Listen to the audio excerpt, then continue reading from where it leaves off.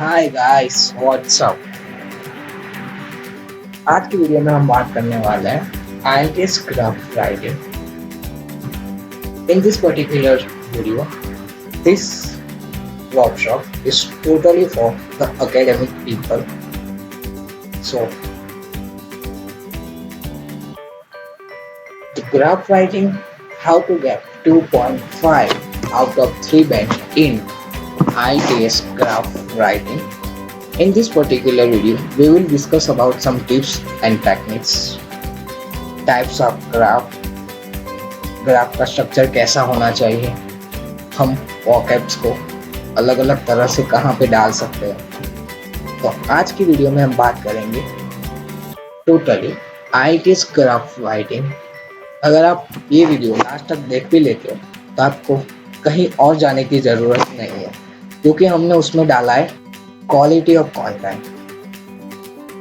इसमें हम बात करने वाले हैं डिफरेंट स्ट्रक्चर के बारे में, हम कैसे लिख सकते हैं एक पर्टिकुलर ग्राफ को, उसमें कैसे तरह के फ्रेजल वर्ब डाल सकते हैं, कैसे एक ग्राफ को डिस्क्राइब कर सकते हैं।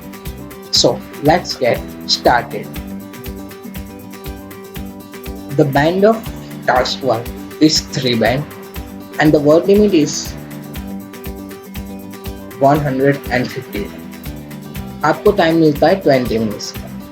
यस, आपको 20 मिनट के अंदर ही ग्राफ को कवर कर लेना पड़ता है, क्योंकि आपकी 40 मिनट होती है वो टास्क 2 मीन्स ऐसे राइटिंग की होती है, और उसका बैंड भी 6 होता है। आपको ज़्यादा फोकस करना होता है टास्क 2 पे एज कम्पेयर टू टास्क 1। सो आज हम बात करेंगे types of graph. First of all तो आपका ग्राफ आता है, एक लाइन ग्राफ आता है। इस पिक्चर में आप देख सकते हो कि कैसे एक लाइन ग्राफ आपको दिया गया है। इस पे X axis and Y axis. Y axis पे आपको इंडेक्स दिया गया है और एक्स एक्सिस पे आपको साल दी गई है, और वो जो डाटा आपको बीच में दिख रहा है वो population of turtles in India in between 1980 and 2000। सो हमारा दूसरा टाइप है वो है पाई चार्ट। पाई चार्ट के अंदर आपको जनरली कंपैरिजन करना होता है। आप एक पाई चार्ट को कंपैरिजन में डाल सकते हो दूसरे pie chart. Pie chart always come with the line chart and table के साथ भी आ सकता है। Generally come with the 2 pie chart. In this particular pie chart you all have to do just comparison between the data of 1950 and 2005. The third type is the bar graph.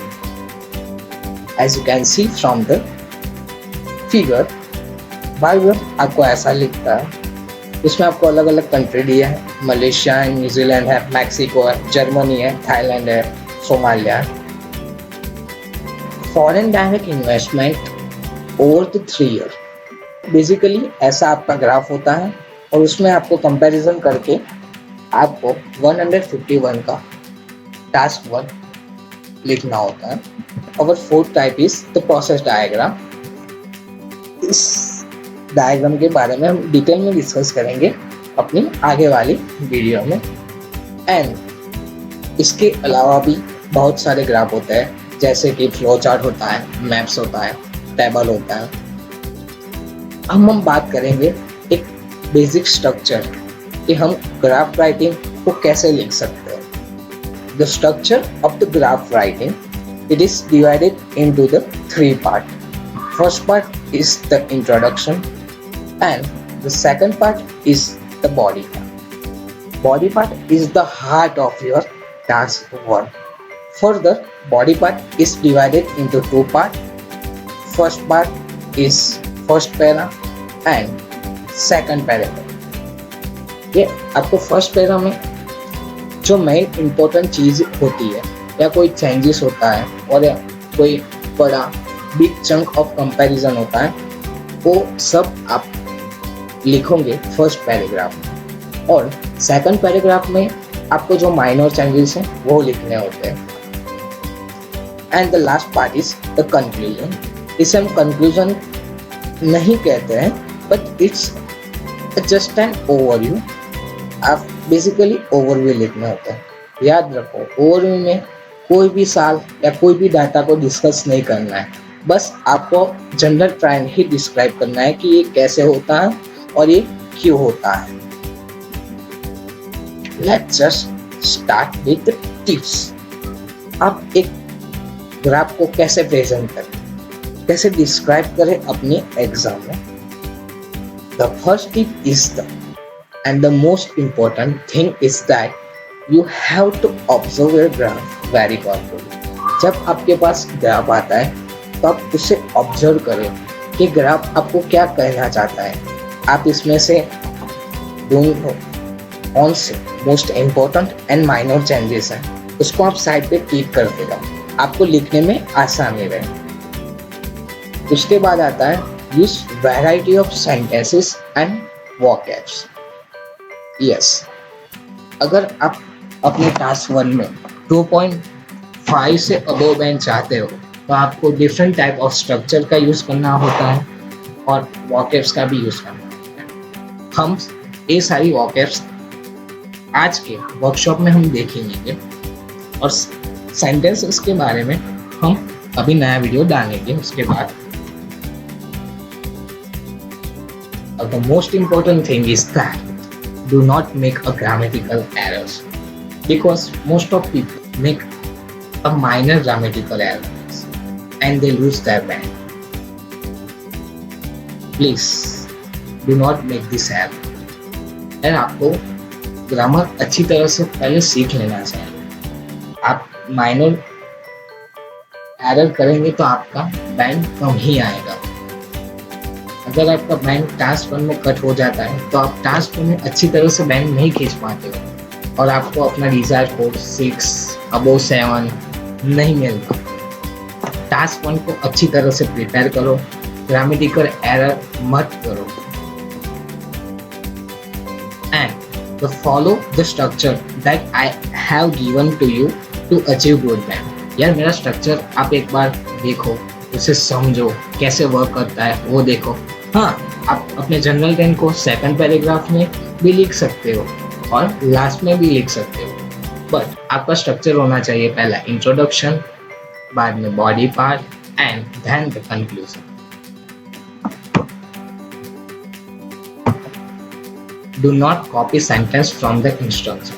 Use different vocabs to make change in the given information। यार आप copy करना छोड़ दो। अगर आप यही sentence अपने graph में ऊपर इंसेप्शन में दिया होता है कि ये ग्राफ क्या प्रेजेंट करता है, वही आप कॉपी पेस्ट करेंगे तो आपको बैंक नहीं आएगा। हाँ, अगर कुछ टाइम कॉम्प्लिकेटेड आ जाते हैं थिंग्स आपके पास तो आपको उसे मॉडिफाई करना होता है, जैसे कि आप उसमें वोकैब डाल सकते हो डिफरेंट टाइप्स के। So it's make a good thing for you और आपको इजीली बैंक मिल जाता है। Yes, use complex sentences if you have a good knowledge about complex sentence construction. यार आप जानते हो कॉम्प्लेक्स कंस्ट्रक्शन क्या है, कैसे बनता है, कैसे कॉम्प्लिकेटेड थिंग्स वो हम एक ही सेंटेंस में डाल देते हैं, तभी आप उसका यूज करो। अगर आपको नहीं आता है और अब आप कॉम्प्लेक्स सेंटेंस ट्राई कर रहे हो अपने ग्राफ में तो डेफिनेटली आपका बैंक स्कोर वो कट हो ही जाएगा। It is my humble request to all of you, if you have good knowledge about complex sentence then you will definitely use it, but you don't have the knowledge about the complex sentence, please do not make the complex sentence। हमारा third part है जो है hint, मैं आपको दे रहा हूँ introduction के लिए।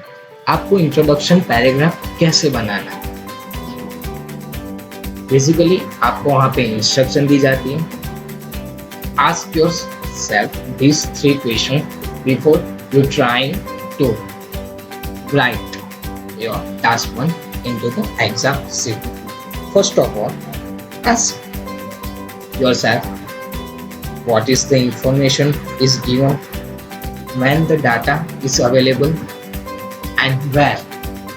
यही चीज एक एग्जाम्पल के फर्स्ट ऑफ ऑल आपको एक इंफॉर्मेशन दी गई है कि the given line graph compares 3 type of law breaking offences in England and Australia between 2017 and 2020। हम यही सेंटेंस को 3 पार्ट में डिवाइड करेंगे। फर्स्ट ऑफ ऑल जो पार्ट आता है वो आता है व्हाट। एक जो सेंटेंस है आपको क्या कहना चाहता है, उसमें किया जा रहा है कि 3 types of law breaking offense है। कहाँ पे हुआ है वो? England and Australia, means where it is, and कब हुआ है वो? तो बेसिकली बिटवीन 2017 एंड 2020। अगर ये आप 3 चीजों को फॉलो करते हैं तो आपका इंट्रोडक्शन में अच्छा बनेगा।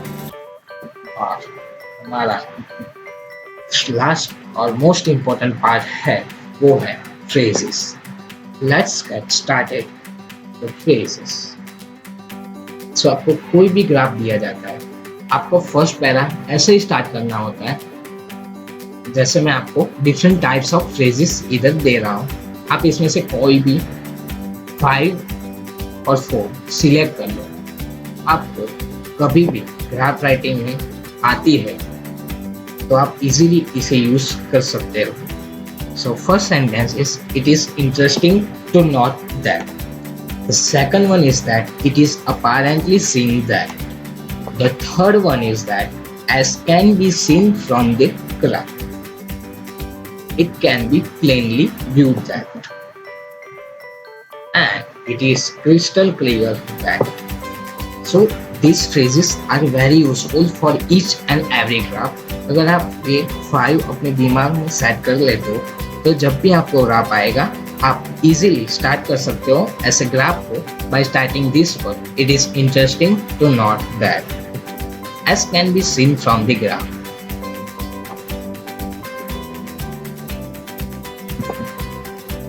It could be noticed that, and it is clear from the data. These all are the phrases. The data suggests that.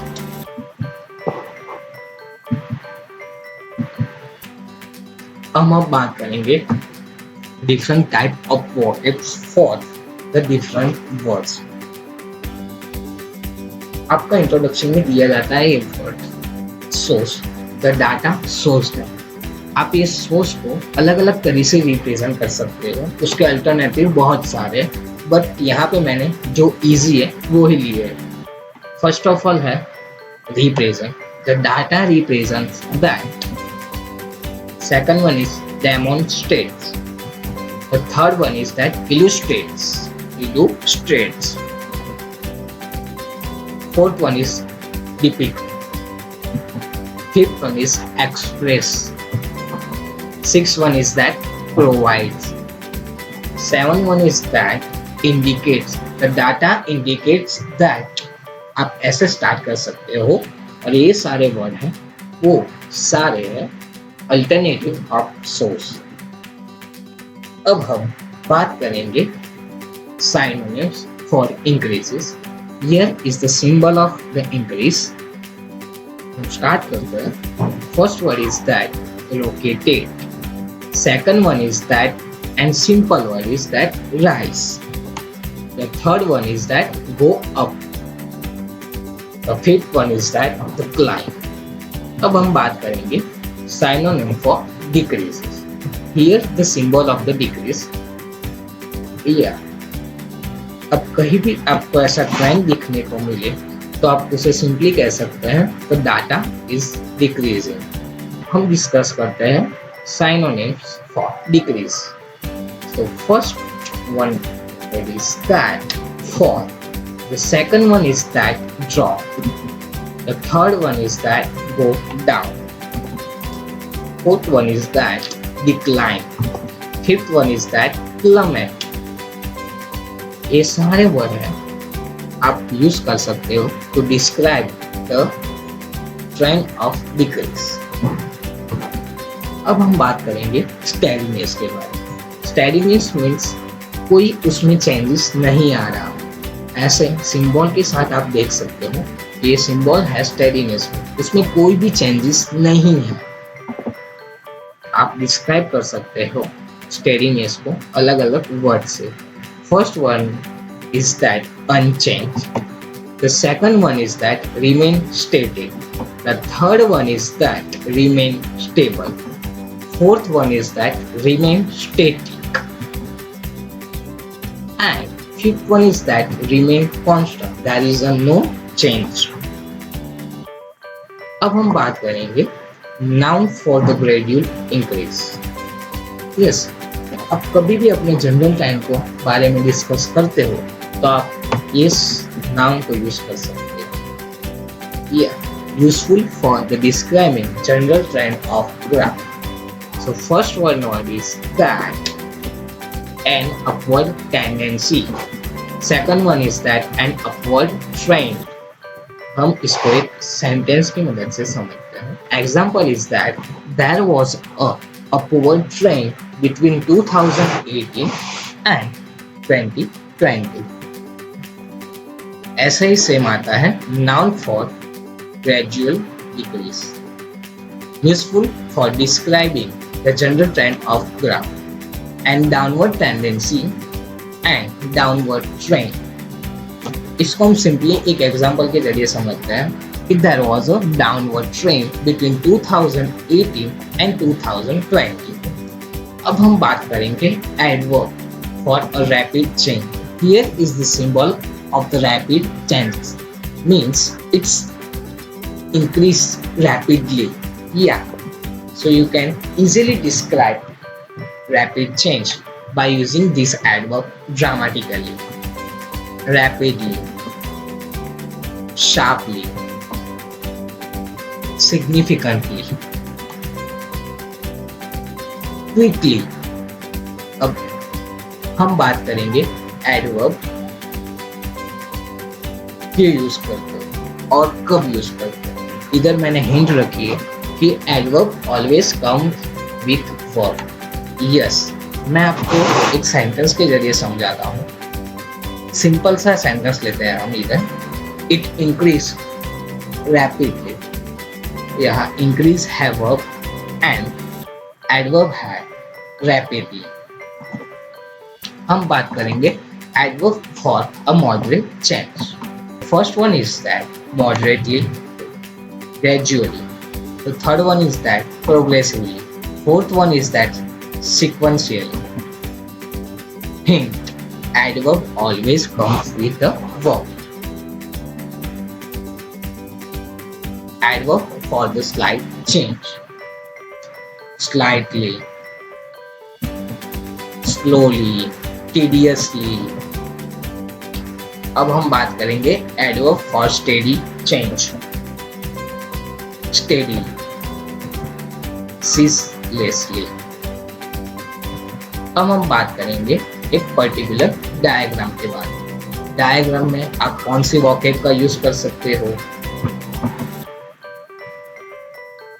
हम vocabulary for the process and diagram. या you can use this word to describe the any process, because आपको process में describe करना होता है। पहले वो होता है, सेकंड ए थिंग होती है, थर्ड ऐसे होता है। सो आप एक ही वर्ड का यूज नहीं कर सकते। Wide range of vocabs is here. First of all, firstly, secondly, then, after that, after this, following this, next, thirdly, finally. These all vocabs are important for describing the process and any diagram. Hint: put a comma after using this word. Yes, आप जहाँ भी ऐसे word को use करते हो sentence की starting में, तो आपको कॉमा ऑलवेज रखना पड़ेगा फर्स्ट वर्ड के बाद में। Means first of all comma, after that comma, after this comma. अब हम बात करेंगे मैप के बारे में। यस, यहाँ पे मैं आपको सिंपली डायरेक्शन बताने वाला हूँ। हम स्टार्ट करेंगे डायरेक्शन के बारे में। हाँ, फर्स्ट ऑफ ऑल थोड़ी वॉकेब ले लेते हैं। मीन्स वॉकेबलरी फॉर्म में means expanding, yes, enlarge. Second one is the expanded. The third one is that extended. Fourth one is that made bigger. Fourth one is developed. अब हम बात करेंगे vocabulary for removing. Yes, map में आपको generally describe करना होता है कि एक सिटी डेवलप होती है, होटल को हमने रिमूव किया, वहाँ पे हम स्कूल लाए। रिमूविंग के लिए हम और तरह तरह के वर्ड हैं जो हम देखेंगे। Means demolish, second one is turn it down, the third one is remove, fourth one is pull down, fifth one is knock down, six is the cut down. Cut down हम generally use करते हैं, कोई भी tree होती है उसको remove वहाँ पे किया जाता है, तो हम ऐसे नहीं बोलते tree was remove, but tree was cut down. अब हम बात करेंगे कोई भी चीज आपके मैप में नहीं दिखती कि यहाँ पे कुछ एडिशन हुआ है, एक लाइब्रेरी को ऐड किया गया है वहाँ पे, तो आप इसे डिस्क्राइब करने के लिए बहुत सारे वर्ड हैं, जैसे कि कंस्ट्रक्टेड, बिल्ट,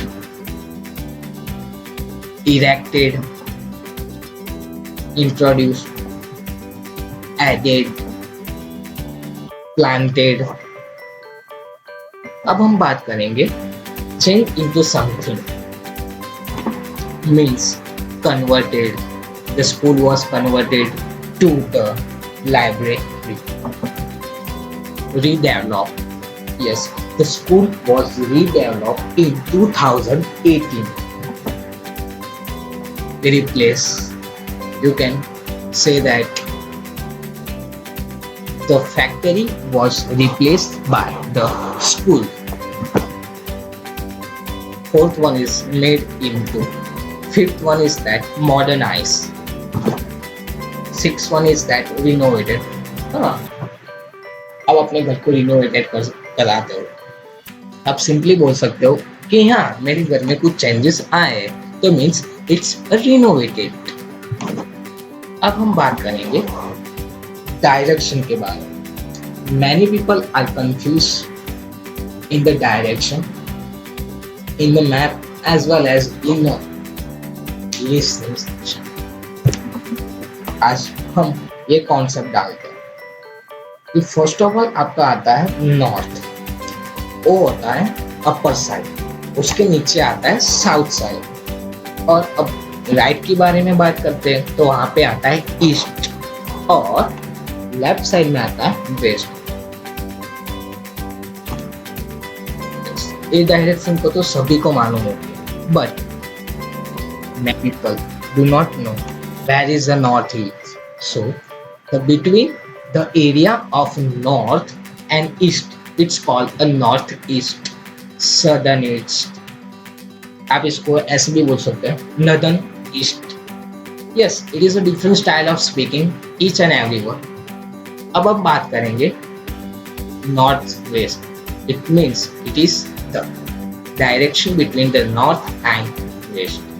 ऐसे ही सिमिलरली आती है the direction between the west and south, it's called a southwest. अब हम डिस्कस करेंगे इन सारी डायरेक्शन को एग्जाम्पल के थ्रू से। Let's start with the example. The first sentence is that government demolished the industrial estate and developed a sport ground next to the school. They removed the shop and replaced it with the school. The school at to the southern east was knocked down and new one built to the east of the forest. इधर मैंने direction के बारे में बताया है, यहाँ पे मैंने रिमूव का यूज किया है, इधर डिमोलिश का यूज किया है और वहाँ पे उन्होंने डेवलप किया है स्पोर्ट ग्राउंड को, वो भी स्कूल के बाजू में। अब they remove the shop, yes, उन्होंने शॉप्स निकाल दी है और उसको रिप्लेस किया गया है school. The school to the southern east was knocked down, जो स्कूल थी सदर्न ईस्ट में उसको डिमोलिश कर दिया है and a new one means a new school built, उन्होंने बनाई है ईस्ट, जो डायरेक्शन है फॉरेस्ट की ईस्ट डायरेक्शन में। So I hope you guys enjoyed a lot and take a lot of screenshot of this video because I covered a lot of phrasal verb, words, vocabs, direction and everything. Bye bye. Take care.